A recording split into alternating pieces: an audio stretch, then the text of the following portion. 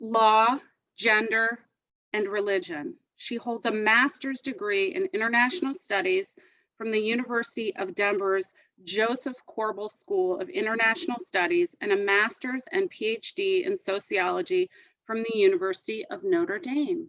So welcome, Shanna. Thank you so much for being with us this morning. Thank you. So as I said, I'm going to go ahead and play this video. So let me share my screen.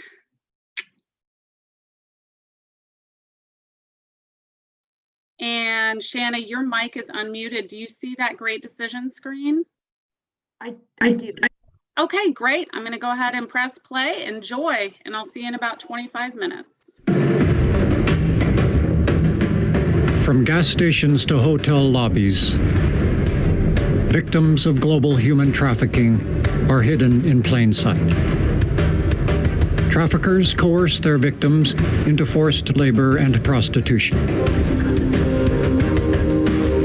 The International Labor Organization estimates that there are tens of millions of human trafficking victims worldwide.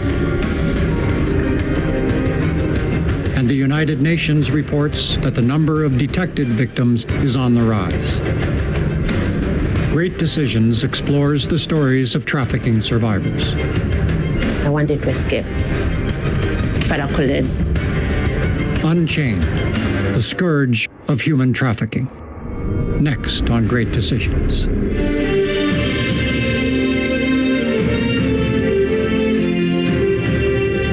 Great Decisions is produced by the Foreign Policy Association in association with Thomson Reuters.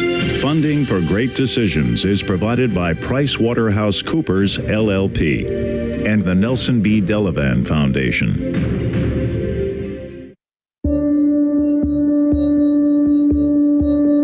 Human trafficking unites leaders across the political spectrum. In a few moments, I'll sign legislation continuing my administration's extensive efforts to combat the scourge of human trafficking. It ought to concern every person because it is a debasement of our common humanity. It is recognized as a major challenge for nations around the world. As part of my anti-trafficking work, I've met victims in Russia. I've met victims in India. I've met victims that have been trafficked from Mexico, victims in New York and New Jersey and all across our country. I've been on FBI raids where I've seen things that no person should ever see. Despite this attention, human trafficking is the world's third largest criminal industry, trailing only the drug and weapons trades. The experts say up to 40 million people a year are being trafficked. They're being moved essentially in slave status. The ILO estimates that approximately 5 million are held in forms of sexual servitude. I didn't know much about human trafficking myself. Man, when you look at the numbers, it's like 150-something billion. I mean, it's just crazy, the numbers, you know? Today, we announce the unsealing of sex trafficking charges against Jeffrey Epstein. You can't really define it to one section of the city or one section of the United States or one section of the world, really. It is a true global threat. Victims come from all walks of life, but it is often the most vulnerable who are preyed upon by traffickers. Those who have experienced violence in the past are particularly susceptible. My childhood was very dysfunctional, with a mother who was trying her hardest to make ends meet for us. I was born in Kenya, in the village of Kakamega. Since I was born, my life wasn't that good. My dad was sick, stroke like for 20 years. My mom couldn't come with us to go get some money. So I ended up dropping school. I grew up in Belgium, and I was born in 1963. My mother was not well. She started abusing me very early on, from birth on, I should say. And my stepfather became her enabler. It's common for victims to meet their traffickers close to home. Traffickers use familiarity to tailor their methods of recruitment and control. I haven't seen any of the dramatics in the event of opening up shipping containers and seeing people chained. It's more of like a grooming process. It's much easier to bring someone along willingly, who's traveling willingly, who's voluntarily crossing a border. Much easier to do that. It could be your kids, it could be your daughter. I mean, I have 5 kids, you know. Can you imagine just to try educating the people more that there is an issue and it's happening in our own backyard? We need to do something about it. The average age a person enters the sex trade in the U.S. is between 12 and 14 years old. Traffickers themselves average 28 and a half for their first arrest on charges of trafficking. I do believe that my family was targeted when we first moved to this village. The woman who was the contact person with the network was aware that my mother wasn't well, and so she knew that she could use me. I was 5. She and her husband took me, as well as other children, on outings.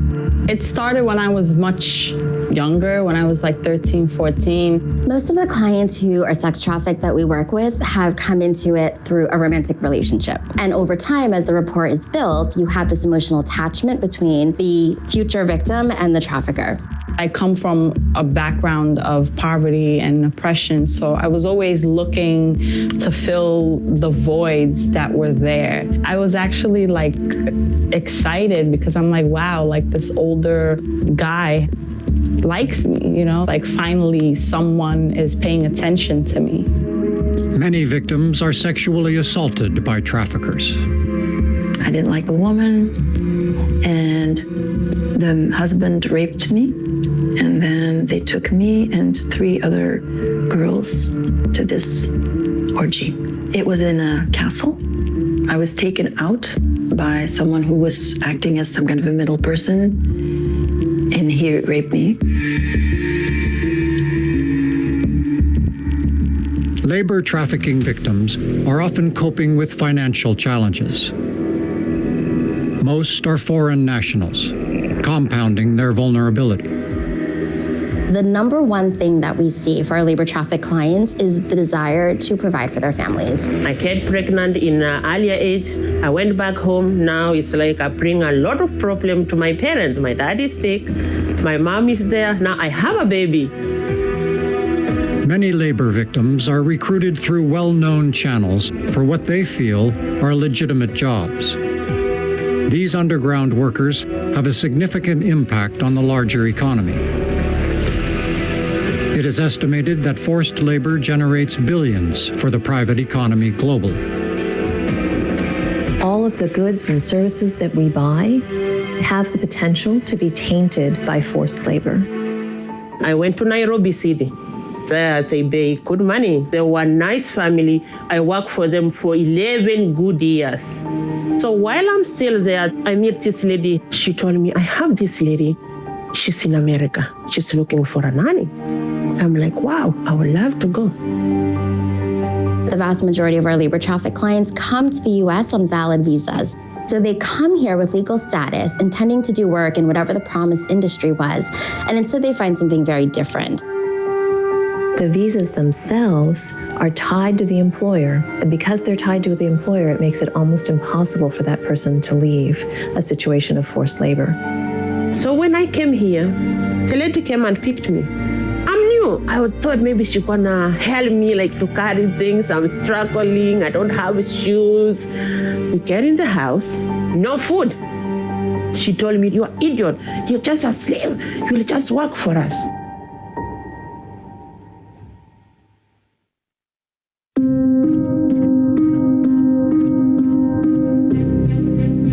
Once a victim has been ensnared, there can be a feeling that there's no way out. It went at first from feeling loved and accepted to then being kind of scared, like, wow, this is really happening. I got numb pretty quick. It just became a new normal. I was abused a lot. I was trafficked to the United States. That was an entire month. And then I was sent to Germany to get training to be a sex slave to the elite. That was another month.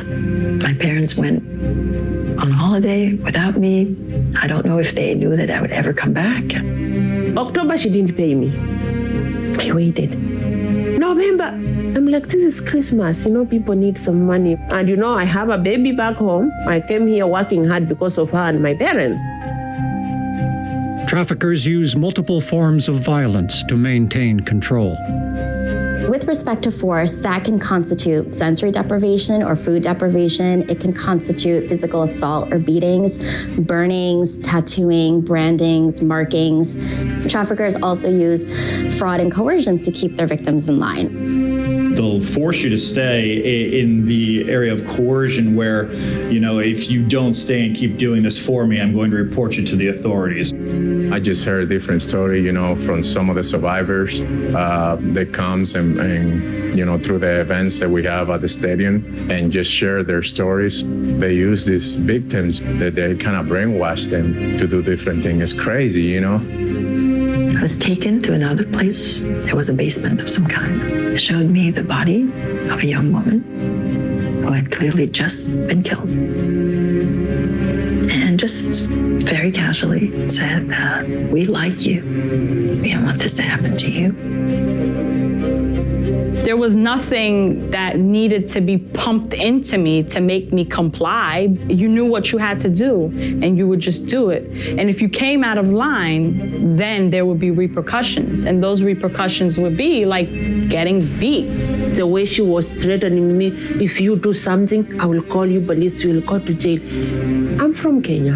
No family here. If I go to jail, my people, my family, how they gonna reach me in case I die here? When she was telling me she can throw me through the window, go to the Hudson River. Who's gonna see that body floating on the river? Nobody.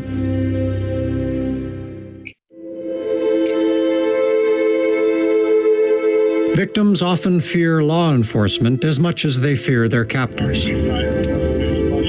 A criminal record for prostitution negatively impacts the victim's ability to work, find adequate housing, and be an accepted member of the community. We do see a lot of sex traffic clients who are arrested for prostitution, which is illegal, and they're not immediately or ever identified as sex trafficking victims. I actually did have run-ins with the law on multiple occasions, and law enforcement, they were just so brutal and nasty, and as if I was like a killer or something. I was 6, 7, 8, 9, 10, 11 years old, so I thought that I was a shameful human being, that I was worthless, that I was the lowest of the low. So the idea of going to tell someone was just the farthest thing from my mind. Labor victims, far from their country of origin, are very conscious of their lack of status in their new home. Physical and mental health decline rapidly for many victims. So, bad luck, I got sick. She came to the room, why you're not waking up? I'm like, I'm not feeling okay. I was just crying, I'm shivering. Well, I'm sick and I'm trying to work. I'm sick, I'm trying to work. I'm sick, I'm trying to work. How am I gonna do? There is physical violence on the forced labor side, but there's also violence of neglect. There are cases of domestic servitude where people walk out of a house after 10, 15, 20 years of being held in forced labor in that house, and they need $20,000 worth of dental work because their teeth are all falling out, because traffickers definitely don't take you to the dentist, but they also don't give you a toothbrush.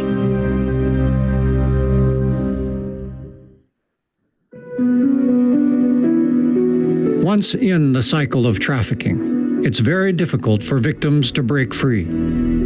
It's hard for victims to know whom they can trust. With no one to turn to, at times only a lucky turn of fate can bring freedom. And so you can imagine that if you've been trafficked, you've been potentially held against your will, or you've had threats made against you and your family, you've been threatened to be turned over to law enforcement, you've been physically assaulted, you've been confined. Clearly, there's a lack of trust there with people you don't know. For Lisa, that turn of fate came after 4 years of being sex trafficked. An arrest helped her connect with Safe Horizon, an organization that assists trafficking victims. The caseworker from the program was there, and she gave me her card. Anytime you would get locked up, your pimp would be nearby to take you home. The next day, I was supposed to go in to the program. And that very next day, he was arrested for unrelated matters, nothing to do with trafficking. So that's what gave me the courage to call. Annika broke free with the help of one of her abusers after being trafficked for 5.5 years. He arranged a deal to get me out. He told me that I should never take money to sleep with anyone, never do it. I should go to Paris, London, New York. That's how he said it. I should marry. I should forget what happened. I should never speak about what happened. I should forget him. For Susie, her constant illness eventually became too much and she had to see a doctor. That doctor's visit proved to be a turning point. Susie endured slave labor for 2 years.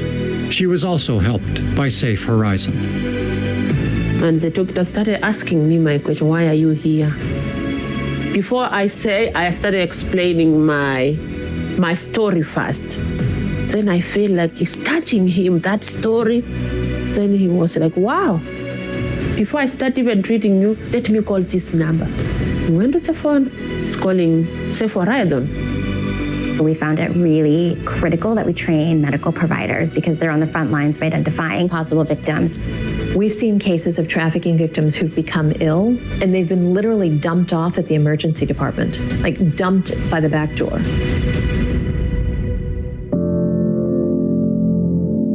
Life after trafficking can prove challenging. The victim has no financial resources to fall back on. And the stigma of sex work can make it difficult to reintegrate into society. On a psychological level, victims often have difficulty leaving a life they have grown accustomed to. The stigma of the sex industry, not just in the United States, but across the world, is so potent that the added trauma of having been forced to engage in work that is in most places illegal, I think makes it harder to escape, and it can make it very difficult to recover. It was very hard. It was extremely hard. You get used to a certain code of conduct when you're in the life versus when you're out of the life in the square world. I was actually able to focus on healing, which is a rare privilege for someone who comes from a background of slavery. I spent 30 years just to heal. Labor trafficking victims, just like sex trafficking victims, leave these situations of forced labor with incredible trauma. They may have PTSD, they may have all sorts of disruptions in their life that are related to trauma. They may have difficulty concentrating, they may have difficulty going back to school. I don't have any course. I don't have any certificate. I don't know if I can, but I want to pay rent. I have my daughter. I have a granddaughter. I have my mom. So I'm working. I'm a hardworking woman. I work 7 days a week. While all 3 women have been able to reconnect with their families, the toll trafficking has wrought on their relationships is immense. I did not speak to my mother for most of my adult life. I just called the number that I had. She picked up the phone, and I called to forgive her. I wanted to set myself free of the resentment, and she said, "Oh, I can't believe it." I've forgiven people of my past. I don't have that anger and resentment no more. My relationship with my siblings and my mother is as best as it can be given their circumstance and my circumstance. I didn't see my daughter for 2011, 12, 13, 14, 15, 5 years. So I waited, and then I just smelled African food, the smoked fish. That food smelling is from home. I saw I jumped at the airport. It was so nice, so happy. Despite everything, they remain optimistic about the future. I would like to go back to school and pursue social work mixed with law. I would like to represent the underprivileged because I have not had that. I've learned so much that's really important, and I feel is really important for my soul to learn. Lessons about love, lessons about what love really is, that I would have never learned if it wasn't for the hardship that I endured. But it's cost me, it's cost me everything. It's a miracle that I'm alive.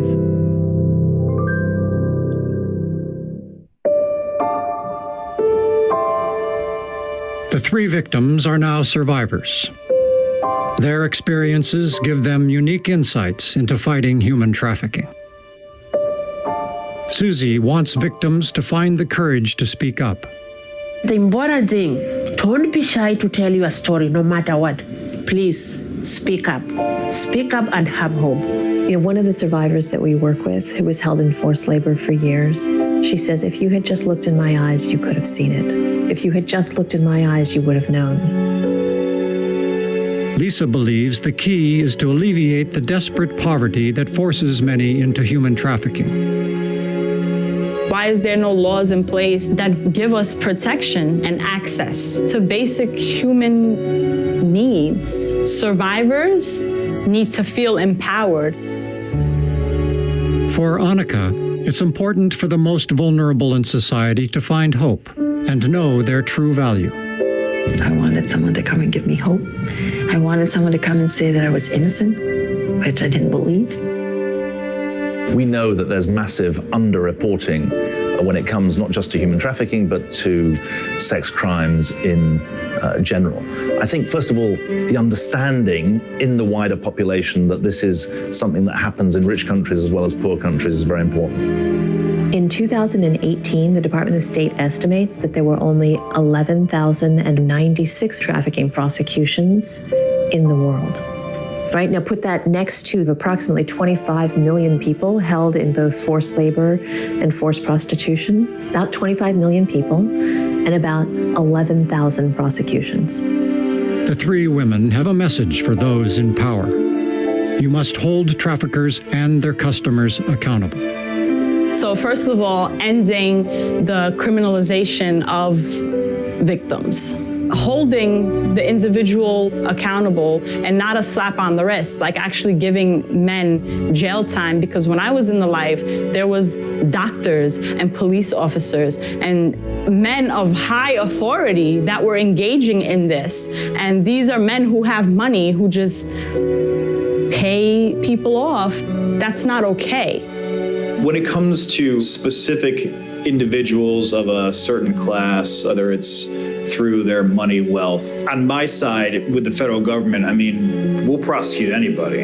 I don't think you can really be completely blind to this problem. Keep your eyes open and then tackle the problem of sex trafficking at the source. The number of prosecutions for forced labor in the entire world, estimated by the State Department, approximately 450 in the world. So when you do the math shows you that if you're going to traffic people into forced labor, you are going to enjoy almost complete impunity.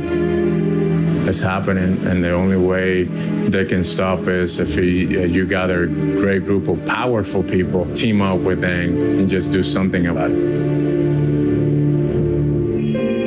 According to the leaders and legislators Great Decisions spokesman, this is a major policy challenge that must be tackled head on.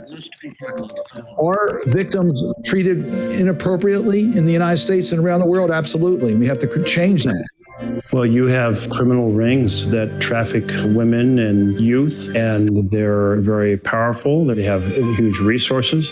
Our government is trying to break them up in every way we can, but there's a lot of money to be made in that sex industry, and it's a big challenge, and we have to do more. You change that by education, change that by training law enforcement to recognize that those who are trafficked are victims. That's how you get at this problem, and you establish credibility with those that have been caught in this web. We've got to bring visibility and legal redress to the people that are creating the trafficking, not just focused on the poor victims of trafficking. And that gets into some powerful institutions sometimes. When we started Strike Out Slavery in 2016, we partnered with the people with experience. For us, I think one thing that we tell majorly based on for ourselves, we tell people is like, hey, would you prefer your family, would you prefer your kids find out on the internet, or you prefer to have an event that people can be saved and learn the right way? I think the number one thing that we need is more services for victims, because we have this strange idea that someone leaves a situation of forced labor or forced prostitution on Tuesday, and then by Friday, they're ready to go to a new job and start all over. And it takes time. There are reasons to be optimistic.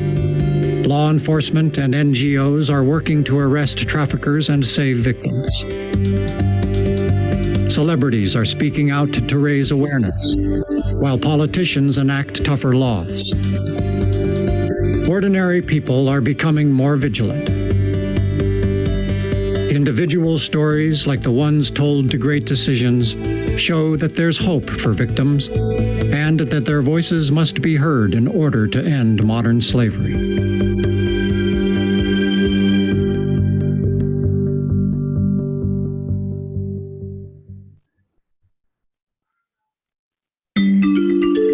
Great Decisions is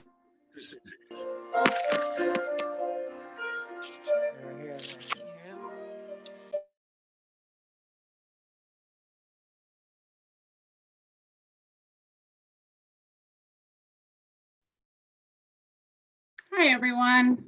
Thanks for your patience. I discovered a new Zoom glitch this morning, so I maximized the screen that the video was playing on, and what that does is it actually captures the whole screen. And so you were seeing some gray boxes, which was me monitoring the class. So the flip side of that is seeing a video with some, signage around it. And I think that's probably the way to do it again next time. Anyway, with no further ado, I will turn it over to Shanna Corner.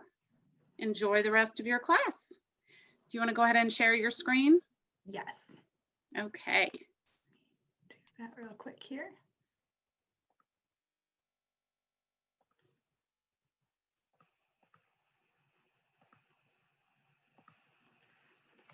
Well, hello, everyone.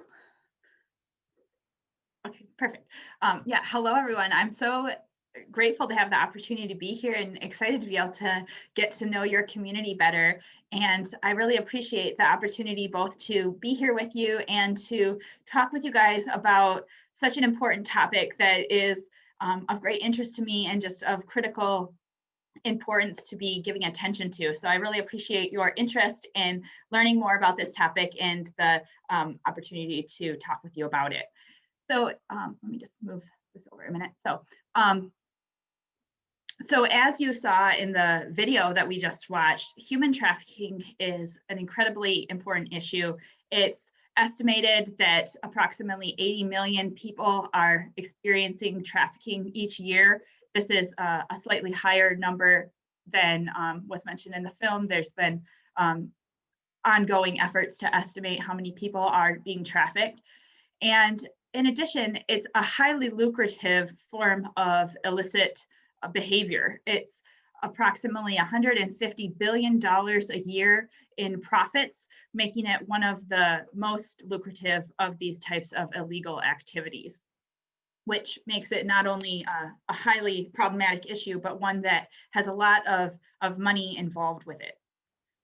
When we think about trafficking, I'm just going to overview a little bit about what trafficking is and then provide some information for you. Part of it we've seen in the video already, but I wanted to outline it in a way that will hopefully help us to be able to think about it a little more systematically. And I'm going to pull on some reports that have been created by different UN agencies and federal US agencies, and then some findings that have been highlighted by central researchers and organizations working with human trafficking. So some of the things I'm going to be showing you are not things that I've created, but things that I've compiled, different charts and lists of information that I thought would be best to show you these things that have been put together by some of the actors that are centrally working in this area. So when we talk about human trafficking, the way that it's identified in the UN is as follows. Sorry, I just need to move. I've got your,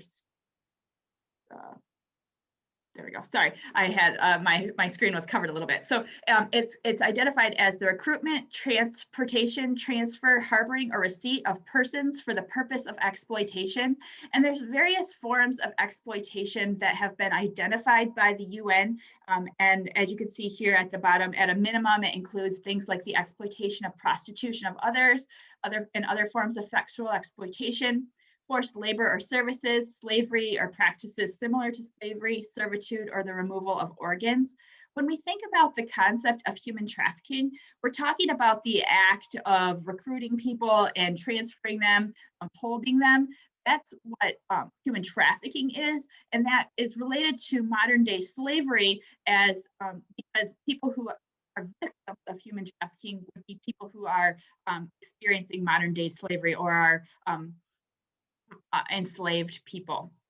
So when you hear those two concepts, it can be confusing to think about how they're related, but that's that relationship. Human trafficking is the act of transporting or harboring someone, and people who are experiencing that are people who are experiencing modern day slavery. So when we think about human trafficking, there's a few different ways to think about how it's broken down, and research is ongoing to increase our knowledge about the characteristics of the types of exploitation that people are experiencing. But I just wanted to show here a couple of different ways that this has been broken down by, on the one hand, the UN's Office on Drugs and Crime, and then on the other, a report from the International Labor Organization and a couple of other organizations that it worked with to compile some information. So as you can see on the left, about 60% of human trafficking involves sexual exploitation of some kind, and then another 34% involves forced labor, and then about another 7% includes other various forms of trafficking. And then over here on the right-hand side, you can see that the breakdown can be a little more specific. Of the 40 million people that have been trafficked in a given year, this is using 2016 numbers, a little over 15 million of them would be considered in forced marriage. Another almost 5 million would be experiencing sexual exploitation. And another 16 million would be experiencing forced labor in the private economy. This would include things like domestic servitude or unpaid work in the agricultural industry. And then another 4 million experience forced labor that's imposed on them by the state authorities that they're under the jurisdiction of. So this gives you an idea of the makeup of the type of exploitation that's happening and these broad characteristics in terms of the categories. However, we can think a little bit more specifically about the types of people who are experiencing this exploitation. As you can see from these graphics, about half of the people experiencing exploitation are women, and then another 23% are girls. So it's disproportionately a form of victimization that women and girls are experiencing, but also men and boys. About 21% of the victims are men, and another 7 are boys. So as you can see from this too, it's in addition to being varying by sex, it also includes a fairly large percentage of children. About 30% of the trafficking victims are children. When we think about the types of exploitation that people are experiencing, it does vary based on whether a victim is a man, woman, girl, or boy. So as you can see from these different graphics here, women disproportionately experience forms of sexual exploitation, and men are primarily being trafficked into forced labor. And then girls also have a very high percentage of sexual exploitation, although also some forced labor. And then boys, it's about half forced labor, a quarter sexual exploitation, and then another quarter of other types of victimization.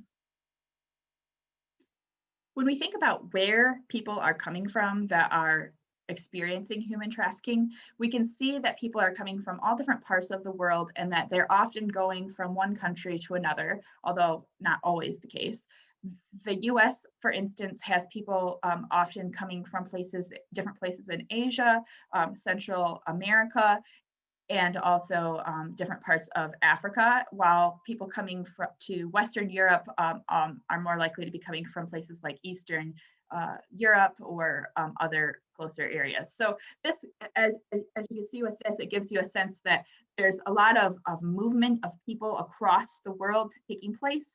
And depending on what region of the world you're in, it can vary in terms of where the countries of origin are for people, but there's a lot of movement, and again, a lot of the people that are experiencing this are coming from different countries, which makes them especially vulnerable, as we saw in that video, because they're often in a country that they don't have citizenship and are not familiar with.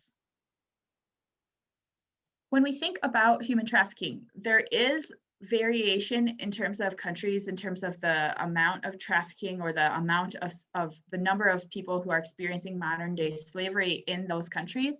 However, it is also something that is virtually in all parts of the globe. So in almost all places, you'll find people who are experiencing this, and that includes all of the states of the US. So on the one hand, it's important for us to be thinking about ways that this could be addressed at the global level and across countries, but also it's important for us to be thinking about ways that it can be addressed within our own backyard and actions that we could take in a more immediate way. There are many conditions that can increase the likelihood that human trafficking will happen. I'm just going to outline a few of them that have been mostly identified by a variety of different researchers and organizations. We know, for instance, that one of the underlying causes of human trafficking is greed, which would be based on the types of greed that people who engage in human trafficking have to be able to exploit people and to make money off of them. And then also the demand that exists for cheap goods, both in terms of overall consumption of consumers, but also businesses that want to use goods that are cheaper to get, and then a willingness to have these goods without demanding to know where they're coming from. It often can be very difficult to follow the trail to figure out whether or not different products that are being used are being produced without unpaid labor or without exploitation, both because it's hard to find and it's hard to, it could be difficult to define these things, but the fact that there is not a demand to verify that goods are not being produced without these types of exploitation allows it or makes it more easy for them to continue to be created without oversight. In addition, more broad factors that can help to create conditions for human trafficking include the massive population growth that's happened in the world over the last several decades, the increase of people, especially in places that are more developing settings. So there's a lot of vulnerability that's being created as there's more population growth happening than there is economic growth. So people have difficulty getting jobs, and there's a lot of vulnerability in that regard. In addition, discrimination is a factor that is really important to take into account. As you noticed with the graphic that I showed you, with there being a high percentage of victims being women and girls, the fact that there is gender-based discrimination that can make women more vulnerable and also increase demand for things like the purchase of sex can increase the likelihood that people will experience forced for sexual exploitation. Similarly, there's other types of discrimination that can happen in terms of people's racial and ethnic communities, and that vary by country. So just discrimination against different groups of people can make them more vulnerable. Also,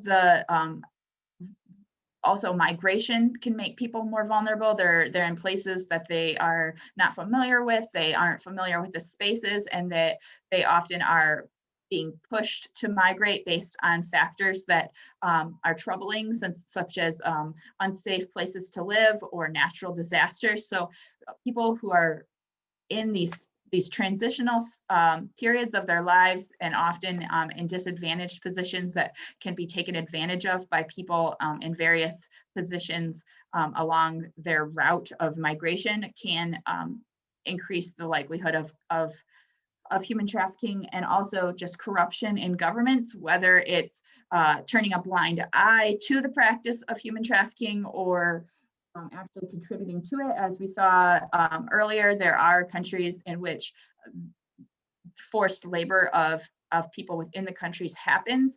And then also there may be law enforcement or other people in the government who are actually either engaging in the practice of human trafficking, or again, just allowing it to happen without much prosecution. And then even in places where there are laws on the books and efforts to not have corruption, that there often can be a lack of actual enforcement of the laws, or low enforcement of the laws, low penalties. So all of these things create conditions in which human traffickers have an easier time engaging in human trafficking, and people are more vulnerable to it. In addition to these broader social type of factors, there's also individual characteristics that can make individual people more vulnerable to being trafficked or experiencing modern day slavery. So poverty is a big one, as was highlighted in the video. Being in a position of poverty or deprivation makes people have a need to look for work and look for opportunities that may be more risky or might require them to go to different places that they're not familiar with and don't have a social network. So poverty is a really central factor that can make someone vulnerable. In addition, as Kevin Bales and his associate have highlighted, the fact that people have a desire for a better life and are looking for opportunities to better their lives and to escape conflict and oppression are also driving factors that can make people more vulnerable to being trafficked. Because if you're looking for those types of opportunities and you're trying to get out of challenging situations, traffickers can take advantage of people and in those positions. Also, as mentioned before, belonging to a more oppressed group, or a group that is a category that is more likely to be discriminated against, puts people at a disadvantage.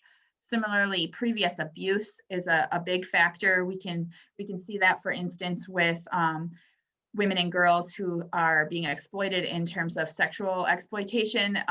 If they've experienced previous abuse, they're more likely to be victimized in that way.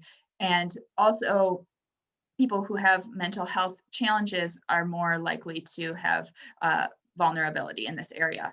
I just wanted to highlight this quote in terms of people's motivations for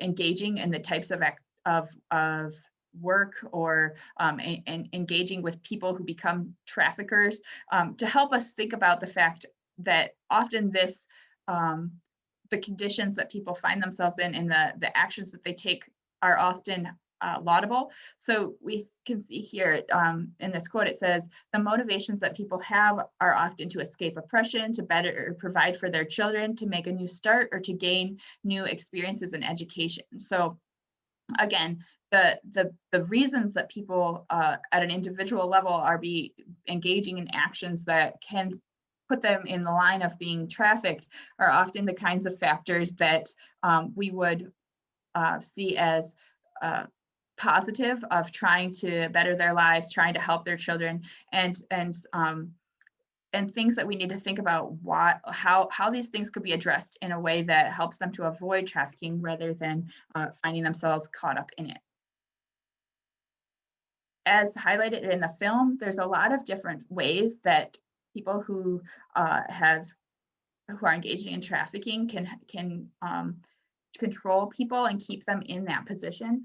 This is a list that was created by the U.S. Department of Health and Human Services. So the kinds of things that can influence people's or keep them trapped in these situations include things like debt bondage, where the trafficker says that a person owes them money. Often that could be just based on the fact that they brought them to the country, that the destination country. They could start out by saying that they owe them money and that they're in debt to them, and then it'll become an ongoing snowballing cycle where people continue to try to work off their debt, but they can never get out of it, and so they become trapped in that way. In addition, there's isolation from the public and from their family and community, which makes them more vulnerable. The confiscation of identification documents is a really big factor. Whether someone has come into the country legally or not, if their passport or other identification documents are taken from them, which is very often the case, makes it very hard for a person to feel like they can leave and to take the step to leave. In addition, there's often the use or threat of violence and the threat of shaming the victims by telling their family, for instance, about their status or how things are going. And then another big factor is that traffickers can tell victims that they'll be imprisoned or deported by immigration violations if they contact authorities, or for other kinds of violations. And this is a really challenging and fear-producing form of threat, because often people are in countries or are in situations where they are in a vulnerable position in relation to their immigration status, or they are engaging in actions that would be considered illegal because of what their traffickers are forcing them to do. So they can be both very scared about that situation and have legitimate concerns that they might be seen as a criminal and then not taken seriously. In addition, as I'll mention in a minute a little bit more, they can also have a lot of fear of different law enforcement officials based on their previous experiences. And that was highlighted in the film as well. And then finally, traffickers can control victims' money and keep it from them. And if, as you can imagine, when you're in any country, but especially one that you're not familiar with and you don't have other connections, having a lack of not having money on hand is a really powerful factor to keep people from being able to get away and to know what types of actions they could take to survive away from their traffickers. And as I said, that's a list from the U.S. Department of Health and Human Services, so you could look that up if you want additional information on that. So now that I've highlighted these different characteristics of human trafficking and some of the other related factors related to it, I just wanted to outline some of the laws that are in place that address human trafficking, particularly in relation to the US, just to give you a sense of the framework that we have. And then also to highlight that this is a really relatively new area of legal attention. So as you can see from these different laws that I'm going to mention that are coming into force in 2000 or after, the actual identification of human trafficking and modern day slavery as a distinct crime is quite recent and is only in the last couple of decades getting increased attention and increased training in terms of different law enforcement agencies, for instance, in how to address it and actions that should be taken to help victims and prosecute traffickers. So the first main UN protocol on human trafficking was created in 2000 and came into force in 2003, as you can see. And since then, it has had a very large percentage of UN member states, 178 of them have ratified this protocol. So that's very encouraging to see, but there does continue to be a gap between the signing or the support for this type of global level protocol and the enforcement of the different articles that would be in it. Similarly, other UN level there's UN treaties and other protocol statements that have been created against human trafficking that are also enforced, that help to define human trafficking and the action states should take, but there continues to be a lag between these ratifications of these treaties and then actual movement on the ground. If we look in the U.S., for instance, we can also see that the main U.S. Federal level law on human trafficking came into effect in 2000. It's the Victims of Trafficking Violence Protection Act of 2000, and it's been renewed and expanded over time. And at the individual level of states, so across different US states, there were very few states with laws on human trafficking around the time that this federal level law was put into place. In 2000, a recent study found that there was 2 states with laws on the books, but there was a rapid increase to over the next 10 years. So by 2013, all 50 states in the US had laws against human trafficking. However, the nature of these laws differs across states. So the level of penalty for the act of trafficking varies quite a bit. And also there's variation in terms of whether or not states law provide resources for assisting victims or funding for things like task forces or for training of law enforcement, and whether or not there's a mandate for law enforcement to have training, which is quite important in terms of whether or not people will be prosecuted, and then whether or not victims will be identified. So this recent study that looked at these variations across states found that having harsher laws on trafficking does make a difference in whether or not there's more prosecutions taking place, and then having more resources for these different types of things is really important, both for helping victims as well as encouraging more law enforcement activity. For instance, if we've had more training of law enforcement agents to know that they have jurisdiction over arrests for human trafficking, and then what to look for instance, this helps to actually increase the rate at which people are actually being identified and assisted. So here's just a few challenges that I wanted to highlight in terms of the prosecution of trafficking victims. We've got the nature of the crime makes it a little bit more challenging than some other crimes to identify. So it's not like, for instance, undocumented agricultural labor or prostitution, where you can easily identify that this is taking place. Rather, people often would be engaging in activities like those, but then there's this underlying factor that's driving their action. And so the fact that this is this more hidden form of crime makes it harder to automatically see, and requires different types of ways of investigating and identifying victims than in these other forms that would be easier.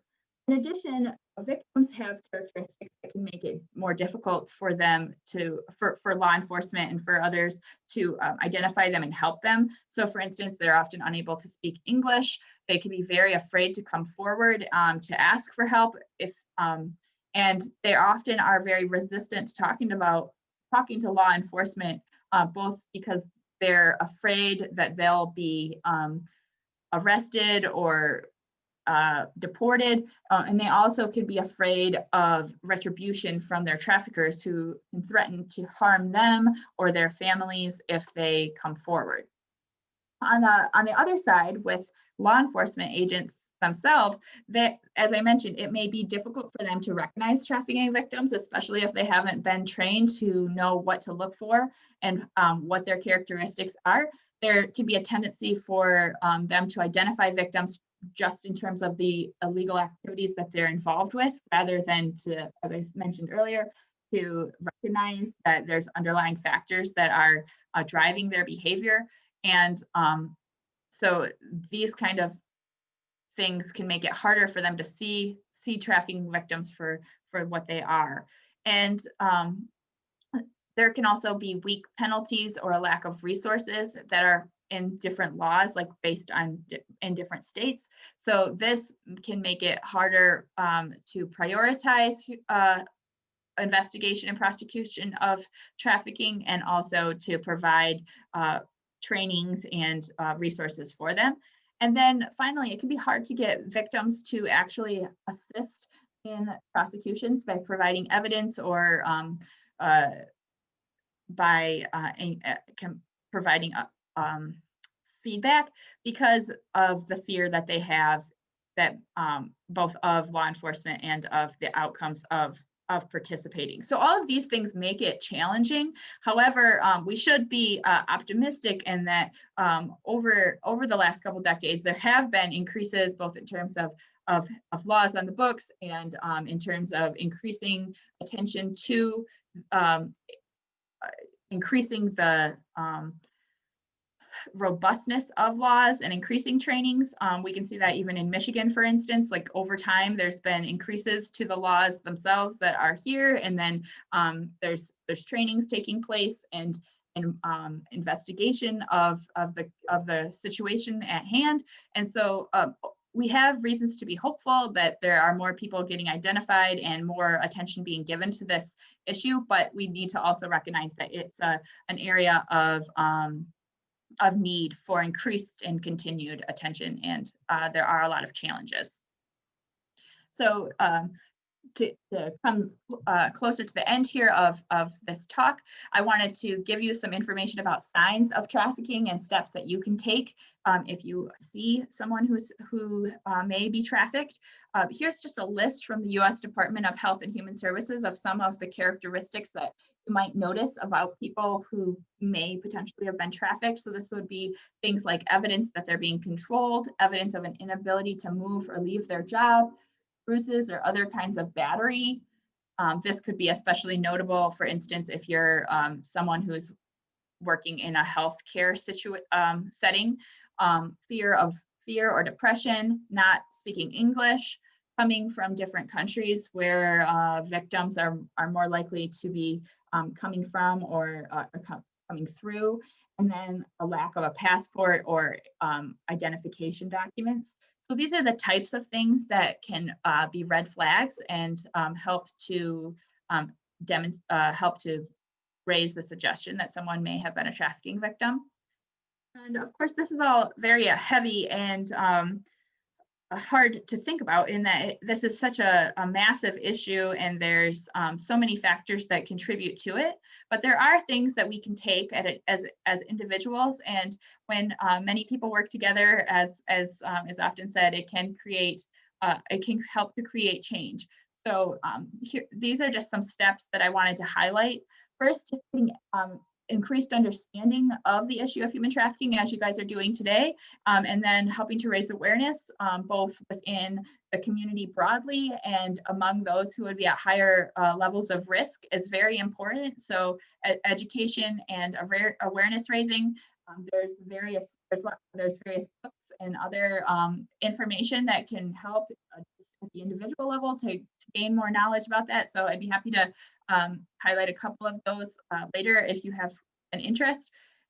Also, financial support and more broader support for organizations that are working against human trafficking. There are organizations that are doing really fine work in this area, both identifying people who have been victimized and then helping with rehabilitation. So by providing support to these types of organizations, you can indirectly also help with these efforts to encourage rehabilitation. And then in addition, taking opportunities when possible to buy fair trade goods and to support businesses that actively work to avoid reliance on unpaid labor is a really important step that you can take to help to encourage change within the market in terms of what products are selling and what types of labor are needed to create profit. As one of the more notable central researchers on modern day slavery, Kevin Bales, has highlighted, people are not engaged in human trafficking well, as he said, they're not engaged in it to be mean, but because it's profitable. And so if the types of goods that sell are goods that have been identified as using paid labor that's not exploitative, this can help to create changes in demand, and so this is a really important thing to try to do. In addition, it also, in a more automatic way, it helps to make sure that the people who are engaged in work to produce goods like chocolate or coffee, et cetera, that they're actually getting paid, and then that helps them to not experience this type of exploitation.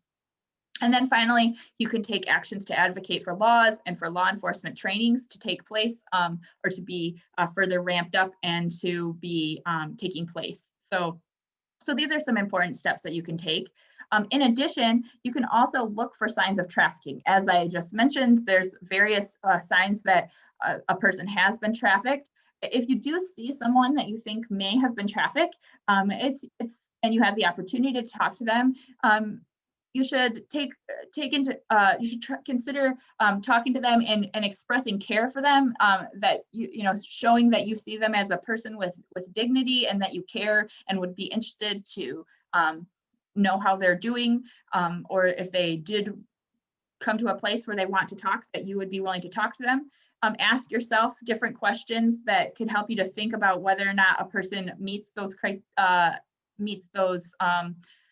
signs of being trafficked. And then if you do talk to the person, try to talk to them away from the people who could be their traffickers. Often people who are trafficked are being watched, and so you don't want to raise red flags. So if you have an opportunity, like for instance, a medical provider would have potential opportunities to talk to someone one-on-one, that's a good thing to keep in mind.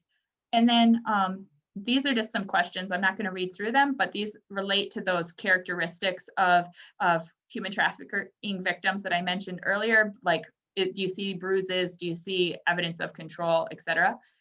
And then one step that you can take right now today is to put the National Human Trafficking Hotline number in your phone. So by doing that, then if you do see someone who you think could potentially be a trafficking victim, even if you're not sure, you just have an inkling that they might, you can call this number and they can go from there in taking actions to determine whether or not this person might be a trafficking victim and how they should be approached. So this is something that's very concrete that you can do right now and that really could make a difference. So that's all I have for you right now. I'm looking forward to answering questions, and I apologize for going over a little bit.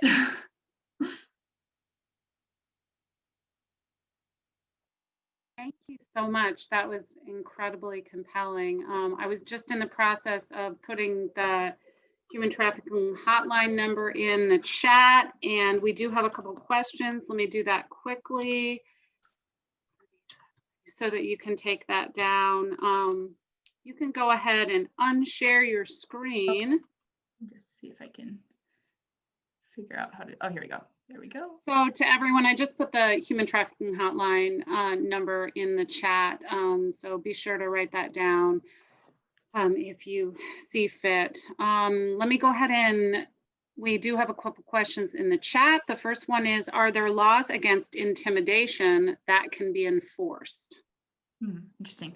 So I know that within the definition of human trafficking, it includes things like coercion. So that would be, so if that was identified, that should be something that would be included, or a reason to be prosecuted for trafficking. Okay, thank you.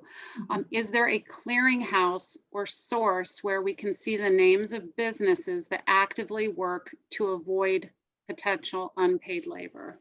Yeah, that's a good question. I know there are some websites that that identify this, and I should have gotten grabbed one when I was getting ready for this talk. But there are I know there's at least one that does address that. So I can try to look that up and then send that to the office so that you guys have that. This is an area that is important, and like I'm saying, there is some work to do it, but this would be an area where I think could really be a potential for increasing efforts to create change. So if there was increased demand for this kind of thing and efforts to look for certifications, for instance, that things are being created with paid labor, this I think could be a way to really create some positive shifts. So I can I'll look that up and send what I know of, but it is relatively limited compared to what I would like to see. Thank you. Oh, I should just say, however, anything with fair trade labeling on it, that is is an illustration of like at that level of things that are being actively made with oversight in terms of the production. Good, thank you. Another person wrote, I've been told it is better not to call 911, but rather the hotline when suspicious, as first responders may inadvertently worsen the situation. Do you agree? That would be my understanding too, unless somebody's in like a dire need of immediate attention that you would already want to call 911. My understanding would similarly be that calling the human trafficking hotline would be a better approach. Very good. That is the last question in the chat. So if we do have a few minutes, does anybody want to unmute themselves and go ahead and verbally ask a question? Actually, one more just came into the chat. I believe that it's a comment. I believe the Bridge store in Holland is a fair trade place to shop. Oh, that's great. I think most of us know that. Now, are you from the area? I'm originally from West Michigan, but only just recently moved back. So I'm not that familiar with Holland yet. So I'm gonna have to check that one out. It's called the Bridge store and it is wonderful. And yes, it's a fair trade establishment. Definitely to check out. I'm sorry if that sounded like a plug. No, that's wonderful. Sorry to everyone. Someone has asked, what is the situation in Holland? That I don't know enough about to say. As I mentioned, at the state level, Michigan has a fairly strong law against human trafficking, and they have increased things that are included with it. For instance, in 2014 and 2018, there was increased additions to the law. There's a commission, I believe, that's looking into different actions related to human trafficking, but I'm not familiar enough with the area yet in Holland to know what it's like exactly. Okay, thank you. If anybody has experience in that area, they can certainly unmute their mic. That is the last question currently in the chat. So again, if you want to just verbally ask a question, this would be a great time to start some dialogue while we have a few minutes left.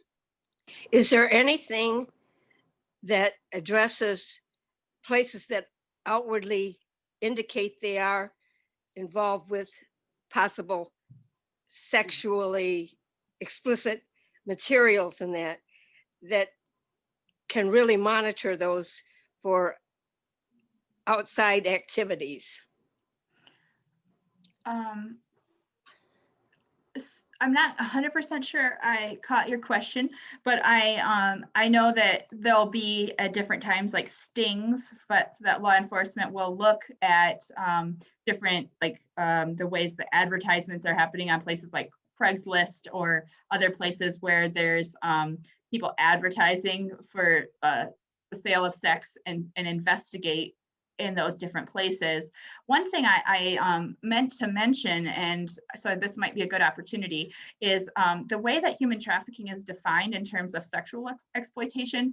Anybody who is a minor who's engaged in prostitution is considered a trafficking victim. So if you see anyone who appears to be in that form of work that is a minor, they would automatically be defined as a trafficking victim. So, so that would be something that law enforcement can take into account, but also if there's people in the community who see that, it's something to keep in mind. A comment came into the chat, actually a question. I understand that festivals like Tulip Time, which is our Big Holland Festival, are places of vulnerability. Is that correct?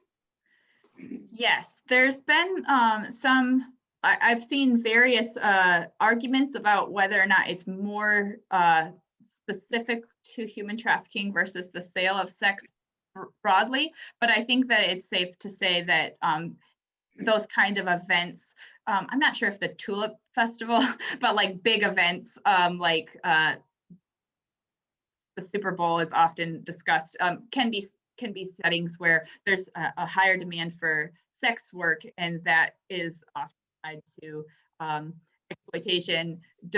There's various approaches to how people see sex work in general as inherently exploitative, which is how I would think of it, versus involving human trafficking, where it would be a more limited way of thinking about it. But either way, when there's these kind of big events, there can be a higher demand for sex, the sale of sex, and then that can be tied to human trafficking or modern day slavery involved in that area. Thank you. I have a question and a comment. Someone said, thank you for addressing such an important topic. It can be so tempting to avoid confronting this topic because of its inherent sadness and horror. Well, thank you. I appreciate that. And I would, I'd like to mention, there is, as I already said, it is a terribly heavy topic. It's very sad and hard to think about. It's difficult. It's really difficult to think about the enormity of it, but we do have a lot of reasons for hope. There's a really great TED Talk by Kevin Bales, one of the key researchers in this area, that I thought you might find interesting if you are interested in learning more about human trafficking and modern day slavery. So that's right on YouTube. It's, I think, 18 minutes. But in it, he talks about how even though we have this huge proportion of people in modern slavery today, it is the lowest percentage of the population in history.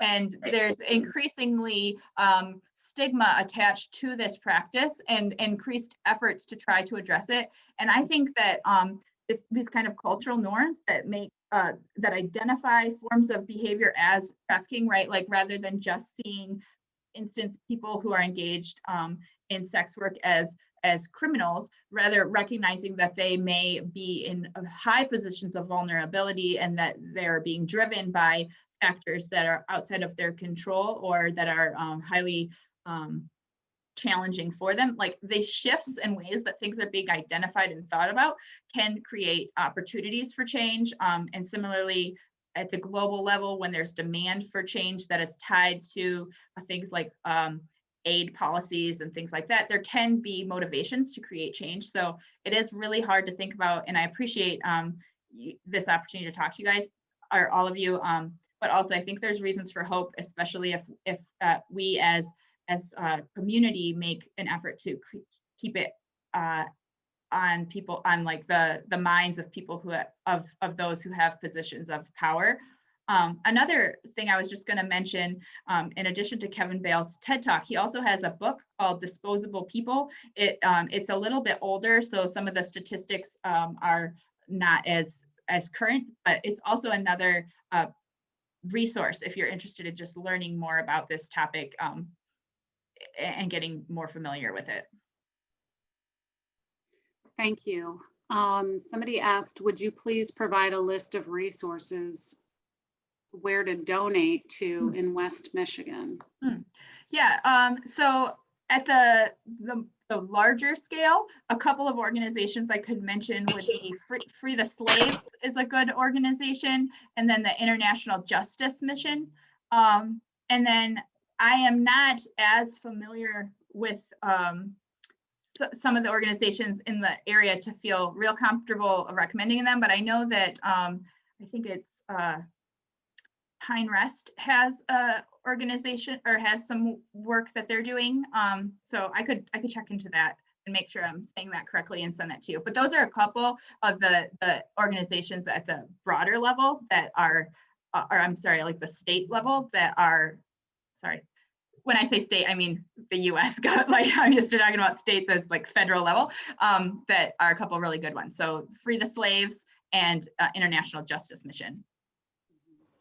Where does the onus of hiring illegal aliens fall into this? Are they people that would employ them part of a trafficking? Or what? It can be the case. As that video mentioned, a lot of times people do have legal visas for work when they come in, but they are tied to the employers, which makes it difficult. But then they could become that their status could lapse, so they could become undocumented, or they could be smuggled into the country and then they are at an extra vulnerable position because they don't have legal status. So that does happen, and so it is bound up with it. Thank you. Someone put in the chat, for young adults, study abroad and au pair opportunities, are these sometimes vulnerable situations? Well, there's, I'm not familiar enough with the statistics in this area to feel completely comfortable answering, but it is an area, anytime that someone is traveling, especially if they're younger, into an area they're not familiar with and don't have connections, it's a potential space that needs to be, make sure that you know where you're going and who you're going with.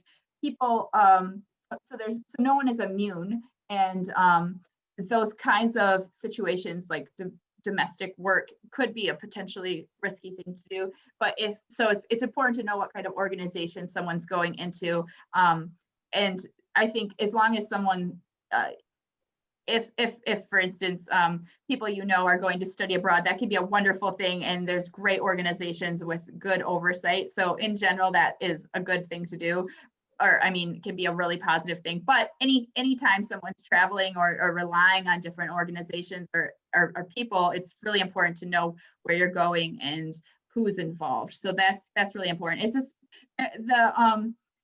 those types of promises of things like going abroad to travel or to work, if you're in a position of more vulnerability, like you're coming from a country or a setting where there is where you're more in a desperate position, those kinds of promises can be used as carrots to get people. So they think that they're going to a legitimate work situation like nannying or to get an education of some kind, and then they find out that it's not really happening. So there can be that, but I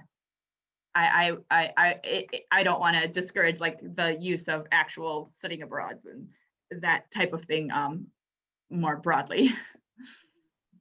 We have to take into consideration how much money is power. Yes. Look at how much Epstein or whatever his name was got away with and got away with. Mm-hmm. And he was a man of power, but he drew in other men of money. Yes, it's an organization. So where does it stop? Right. Yes, it's true. Recognizing the level of power that people have in terms of those who have resources and those who don't, that power differential is critical. So it's a hugely important thing to bring up. And then to talk about the fact that people who have that kind of resources often are able to get out of prosecutions or might be connected to people in other positions of high influence. So it's a tough issue. I think that in the US, thankfully, we don't have the kind of corruption that is present in some countries where there's high levels of trafficking. So thankfully, there is opportunities to use the legal system and to try to create laws and to advocate for holding people accountable. But a very important thing to think about of how those resources can help to shield people and to shield actions that are exploitative, but that can be treated as legitimate. So that's a hard nut to crack, but important. And I think that there is space for hope that things can be addressed. Thank you. I don't see anything else in the chat. We do have just a few more minutes. If somebody has a question, I would suggest asking it now.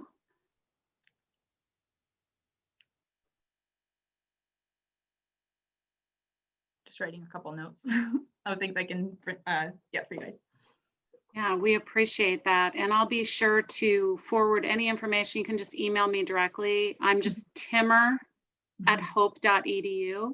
My first name's Susan. Great.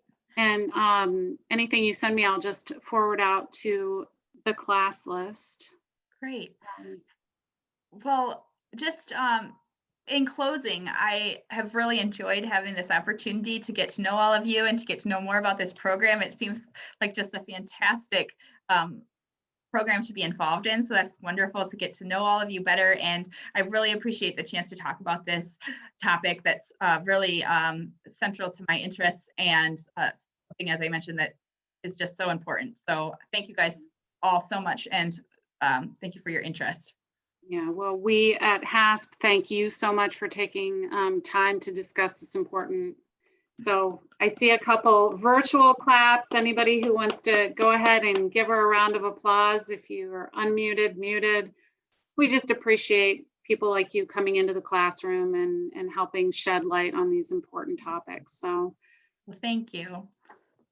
So I will go ahead and if somebody wants to unmute, do it now. Otherwise, I will be closing the class in just about 30 seconds. So Shanna, do you need to connect with me after class or? I don't think so. I will pull up those resources that I mentioned and I'll send those to you. And I think that will be great. I hope everyone has a wonderful day. Great. Thank you so much. We